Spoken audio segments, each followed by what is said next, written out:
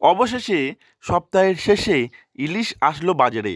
ইলিশগুলি বেশ বড় সাইজের, প্রায় 60 টনের মতো ইলিশ বাজারে চলে আসায় বাজারে ইলিশের চাহিদা অনেকটাই মিটবে। আষাঢ়ে আশা না মিটলেও শ্রাবণে বাঙালির পাতে ইলিশ পড়ছে আপাতত, এটুকু নিশ্চিত করে বলা যাচ্ছে। এবছর মরশুমে প্রথম থেকে ইলিশ আসছিল না মৎস্যজীবীদের জালে। তবে এইমাত্র ইলিশ দেখা দিয়েছে, প্রায় 10 মণ 15 মণ করে ইলিশ মাছ পেয়েছে, বড় সাইজ। এবং ইলিশও খুব ভালো উন্নত মানের ইলিশ আছে এবারে। কিন্তু ওয়েদার খারাপ হওয়ার জন্য আবার ফিশারম্যানরা ঘাটে চলে এসেছে, আবার একটু ফিশিংয়ের সমস্যা দেখা দিয়েছে। ইলিশ যখন আমাদের এপারে চলে এসেছে, আবার আমরা আশা করছি ইলিশ আবার দেখা দেবে।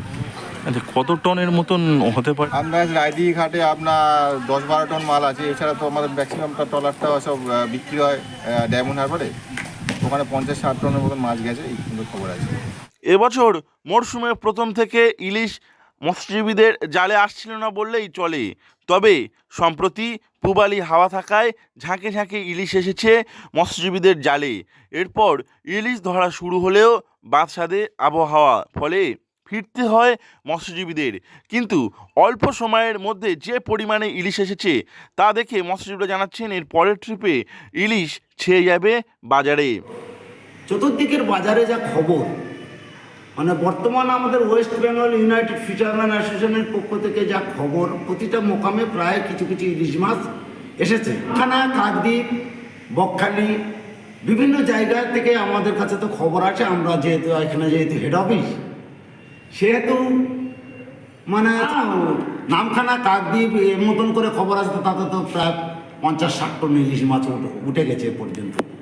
তবে আশা করি আগামী দিনে ভালো হবে। এবার প্রায় 60 টনের বেশি ইলিশ এসেছে বলে নিশ্চিত করা হয়েছে মৎস্যজীবী সংগঠনগুলির পক্ষ থেকে। এবারে ধরা পড়া ইলিশগুলির সাইজ অনেকটাই বড়, ফলে এই ইলিশ সুস্বাদু এবং লোভনীয় হবে বলে মৎস্যজীবীদের দাবি। প্রচুর পরিমাণে ইলিশ আসায় দাম কিছুটা কমবে এবার।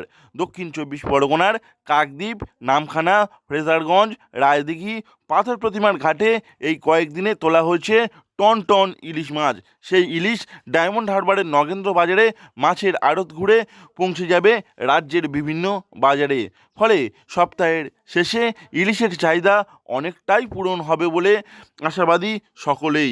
দক্ষিণ 24 পরগনা থেকে নবাব মল্লিকের রিপোর্ট, লোকাল 18 বাংলা।